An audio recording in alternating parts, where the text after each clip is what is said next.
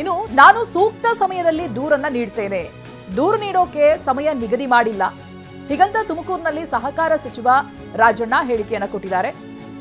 Kharge CM ಭೇಟಿ ಆಗಿದ್ರಲ್ಲಿ ವಿಶೇಷತೆ ಏನಿದೆ ಅಂತ ಪ್ರಶ್ನೆ ಮಾಡಿದ್ರು.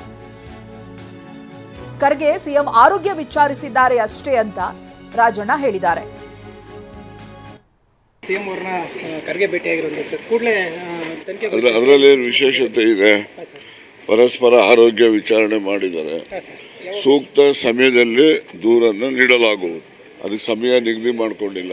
ಫಸ್ಟ್ ಅವ್ರನ್ನೇ ಮಾಡೋಣ, ಯಾಕೆಂದರೆ ಅವ್ರು ಭಾಳ ಮೊದಲೆಲ್ಲ ಅವ್ರ ಜೊತೆಲ್ಲ ಇದ್ರಲ್ಲ ಭಾಳ ಹತ್ರದಲ್ಲಿ. ಅದರಿಂದ ಅವ್ರನ್ನೇ ಮಂಪೂರ್ ಪರೀಕ್ಷೆಗೆ ಒಳಪಡಿಸ್ಲಿ. ನಾನು ತುರುವೇಕೆರೆಗೆ ಹೊರಟಿದ್ದೇನೆ. ಅದರಿಂದ ಇನ್ನೊಮ್ಮೆ ಎಲ್ಲ ವಿವರವಾಗಿ ನಿಮಗೆಲ್ಲ ಹೇಳ್ತೀನಿ. ಹೇಳ್ದಲ್ಲ, ಸೂಕ್ತ ಸಮಯದಲ್ಲಿ ದೂರು ನೀಡಲಾಗುವುದು.